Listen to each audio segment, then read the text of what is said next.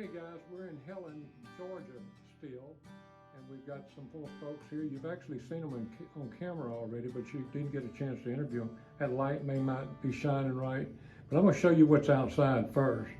See those flags, and they're moving around, and that white stuff and that wet stuff falling? That's what they're trying to avoid today, but they're not gonna be able to avoid it for the next 4 days. Okay, give us your names again, and let's kind of get some information about y'all. I'm Jim, this is Patty. When you first heard about us, we were full-timers. We've actually been named different now. Oh. So we picked up some different trail names, which kind of fit us pretty good. Hers is? I am TrailBoss now, because I boss them around and lead the hike and set the pace and do the stops and goes. Okay, TrailBoss, and your name? They named me Booty Pusher. Booty Pusher. Booty Pusher. Okay, and you're answering to that. I am answering to that. Okay. It's kind of cute because she has some back issues, so I have to help her on and off with her pack. And people were thinking I was doing more than helping her off with her on and off with her pack, so they kind of named me Booty Pusher. We had somebody come up alongside us after we had taken a break, and he helped me put on my pack, and then I went to do a big step up on something, so he lifted the back of my pack. And the guy was going, That is That's funny. So it's fun. Oh yeah. And All fun and games. And that's why you're out here. Yes, we For a are. good time. Okay guys, y'all did something unusual, and I want to kind of talk about that. Y'all found out this past year that you decided you wanted to hike the Appalachian Trail, but you were not going to have your gear with you for about 2 months prior to the trail. Correct. You decided to leave your gear with us in Nashville because you were in a camper and the logistics of flying back, you was afraid it lost or something like that. So you left all your gear with me, and you didn't have a lot of time to practice with your gear, but you came back and you started zero time really. Tell me about that experience, and if you had to do it over again, would you do it the exact way? We got all of our stuff. We pretty much figured out what we wanted. But you're right, we travel full-time in an RV. So the logistics part of it, we didn't want to fly with it because we didn't want it damaged or anything else and get to some place where we couldn't do it. So thank goodness you were able to take it for us. I don't see any downside in it. well, we didn't get the traditional hiker pack, repack, rehike, and we had ordered a few extra things.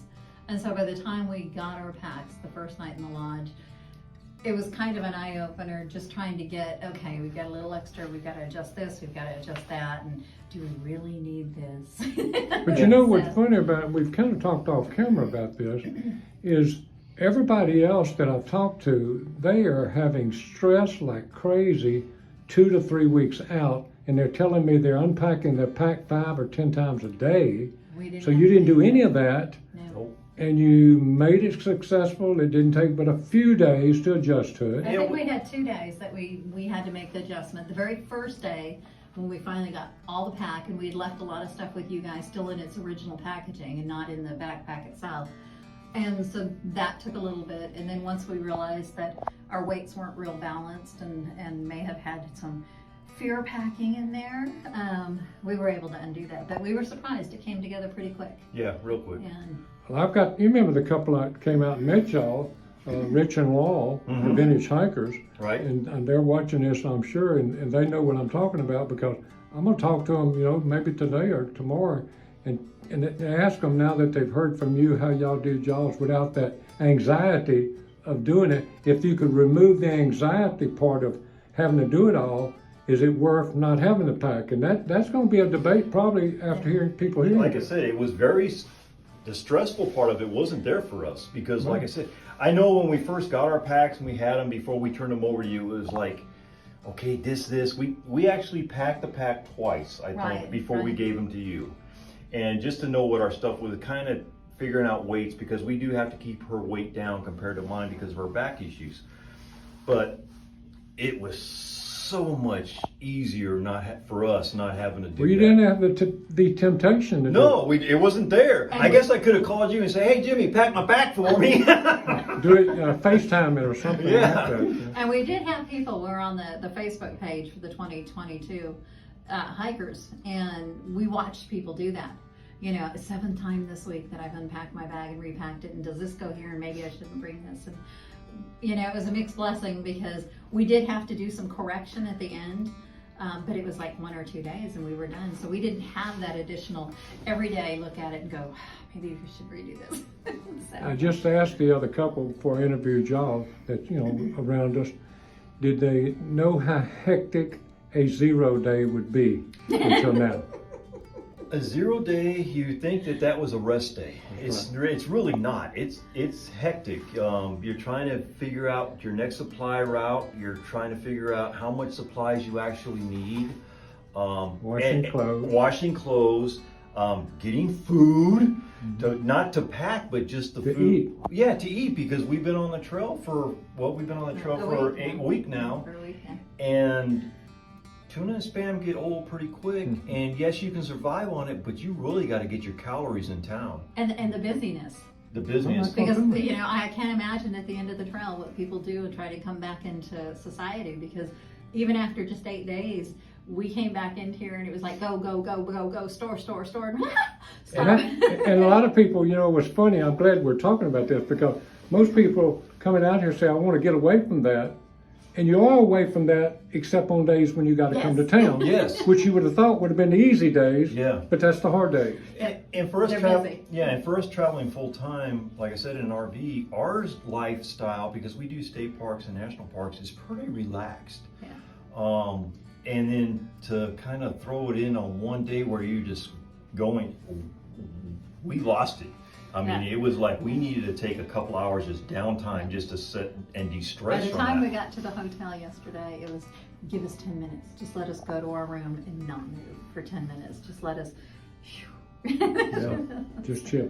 Yep. This will be the first stretch of rain that you going into, knowing you're going into. You started in the rain. Yep. And now you're getting ready to go into maybe 4 days of at least some rain every day. Does that concern you at all? Not really, not at all. It's not Texas rain. Yeah, it's not Texas rain, where we're originally from. I feel comfortable with the system that we have. We have a different system than most people because we do have a double hammock. We are hammocking throughout. We have a large tarp that goes over that. So we can put our tarp up, then put our hammocks up. So I'm pretty confident we'll stay dry. I really am. We'll test that out tomorrow.